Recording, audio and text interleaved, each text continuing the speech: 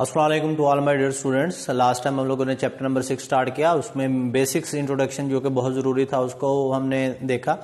Transition elements, D block elements, F block elements, typical non typical transition elements.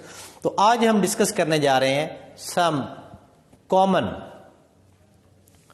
Journal characteristics of transition elements, जो mostly transition elements जो है वो show करते हैं। तो हमने उनको जरा डिस्कस करना है। देन जो है वन बाय वन हम इनकी डिटेल में भी जाएंगे, ठीक है, इनको हम डिटेल में भी आगे डिस्कस करेंगे।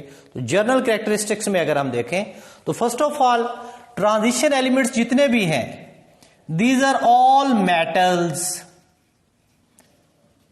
These are all metals. Transition elements जो है ये सारे के सारे मेटल ही हैं। कॉमन प्रॉपर्टीज हम डिस्कस करने जा रहे हैं। नंबर 2, और transition elements mostly they are good conductor of heat and electricity. Why? Due to the presence of the free electron. Due to the presence of free electron, they are good conductor of heat and electricity. Third one, transition elements mostly they have high melting and boiling point. High melting point and boiling point. They are malleable. Malleable mean they are drawn into sheets and also drawn into wires. Ductile. Ductility, to drawn into the wires and drawn into the sheets.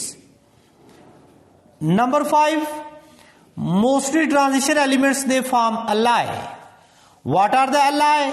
Mixture of two or more than two metal or non-metal, that is called alloy. Like steel is a alloy.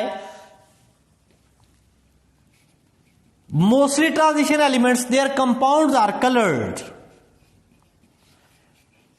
Their compounds are colored, कि ये colored compound जो है बना कर देते हैं, colored compound बना कर देंगे। तो ये कुछ properties जो है, and they have variable oxidation state. Oxidation state इनकी वेरिएबल होती है, लाइक क्रोमियम +3 +6 वगैरह। मैंगनीज जो है 2 3 4 5 डिफरेंट ऑक्सीडेशन स्टेट जो है ये शो करते हैं। These are some common properties of transition elements. अब हम वन बाय वन इनकी डिटेल में जाएंगे। तो डेली बेसिस पे हम कुछ प्रॉपर्टीज को जो है डिटेल में डिस्कस करेंगे। तो फर्स्ट इसकी प्रॉपर्टी जो हम डिटेल में डिस्कस करने जा रहे हैं, that is binding energies.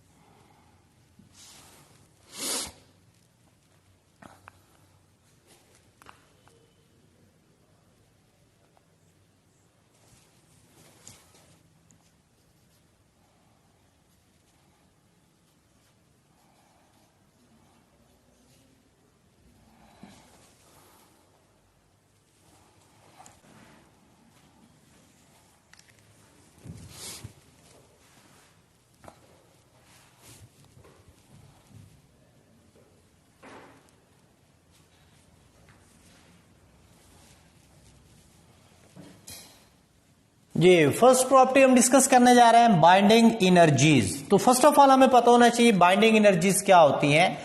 Actually these are the forces of attractions,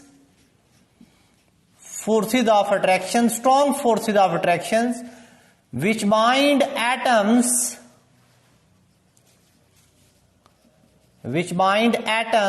in metal या ट्रांजिशन मेटल में जो एटम्स को बाइंड करने वाली फोर्सेज है उनको हम नाम देते हैं बाइंडिंग एनर्जीज। तो ट्रांजिशन एलिमेंट्स चूंकि ये टफ होते हैं, hard, rigid, they are highly ductile and malleable. The reason is that because they have strong binding energies which are present between metal atom. Strong binding energies. These strong binding energies depends on what factor. तो इसमें याद रखना है mostly mostly ऐसा होगा कि binding energies they are directly proportional to the number of unpaired electron, not always. Generally binding energies these are the directly proportional to the number of unpaired electron, number of unpaired electrons. Number of unpaired electron like previous जब हम electronic configuration की बात करते हैं तो उसमें आप देखें scandium, titanium, vanadium, chromium up two chromium, manganese जो है नंबर ऑफ अनपेयर्ड इलेक्ट्रॉन बढ़ते हैं। इसके बाद फिर जो है वो पेयरिंग स्टार्ट हो जाती है, नंबर ऑफ अनपेयर्ड इलेक्ट्रॉन जो है वो कम होते चले जाते हैं। बाइंडिंग एनर्जीज अगर हम फर्स्ट ट्रांजिशन सीरीज की देखें तो ग्राफिकली हम इसको यूं रिप्रेजेंट कर रहे हैं कि लॉन्ग एक्स एक्सिस जो है वो हम ले रहे हैं एटॉमिक नंबर जी, जबकि लॉन्ग वाई एक्सिस जो है वो हम ले रहे हैं बाइंडिंग एनर्जीज को, कि इस तरह बाइंडिंग एनर्जीज इंक्रीज कर रहे हैं, इस तरह एटॉमिक नंबर इंक्रीज कर रहे हैं। Atomic number like scandium, titanium, vanadium, chromium, manganese, iron, cobalt, nickel, copper, zinc and so on। तो ये फर्स्ट ट्रांजिशन सीरीज की हम बात कर रहे हैं। तो इसमें जो बाइंडिंग एनर्जीज हैं that is fourth period potassium, caesium, scandium 21, 22, 23, 24, 25, 26, 7, 8, 9 and 30। तो इसमें देखें binding energies up to vanadium, maximum यहां पर जो है वो वेनेडियम की आ जाएगी। वेनेडियम के बाद फिर बाइंडिंग एनर्जीज कम होती चली जाती हैं अप टू मैंगनीज, मैंगनीज के बाद फिर ये इंक्रीज और देन जो है ये डिक्रीज होती चली जाती है। तो ये जो ट्रेंड हमारे पास आ रहा है ये भी रेगुलर ट्रेंड आ रहा है। इसी तरीके से ये जो डिक्रीज का ट्रेंड चल रहा है ये भी हमारे पास रेगुलर डिक्रीज, यानी कि ये रेगुलर इंक्रीज होता चला जा रहा है। और इसमें अगर हम देखें तो ये रेगुलर डिक्रीज होता चला जा रहा है। यहां पर कुछ जो है वो हमें एबनॉर्मेलिटीज मिल रही हैं, यहां पर कुछ जो है वो हमारे पास एबनॉर्मेलिटीज मौजूद हैं जो कि रेगुलर रूटीन से हट, कि चूंकि कल हमने देखा था 4s में 2 इलेक्ट्रॉन मौजूद होते हैं, तो 4s इलेक्ट्रॉन जो है ये भी बॉन्डिंग में इनके इंक्लूड हो जाते हैं। 4s इलेक्ट्रॉन ये भी इनके जो है वो बॉन्डिंग में इंक्लूड होते हैं, valence shell 4s electron. Then 3d कुछ जो है वो भी इसके अंदर जो है वो पार्टिसिपेट करता है। तो प्रोडक्ट टेबल में जब आप इसको लेफ्ट टू राइट आप देखेंगे तो ये अप टू वेनेडियम इंक्रीज होगा, देन जो है डिक्रीज होता चला जाएगा। सेकंड बी की जब हम बात करेंगे, सेकंड बी यानी कि जिंक, यहां पर बाइंडिंग एनर्जी जो है ये इसकी मिनिमम हो जाएगी एंड सो ऑन, इसकी इंक्रीज होती चली जाएगी। Number of electrons which participate for bonding they are increases.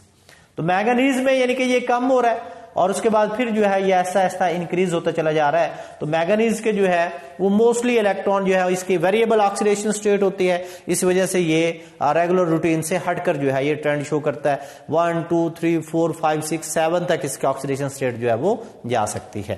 Thank you very much.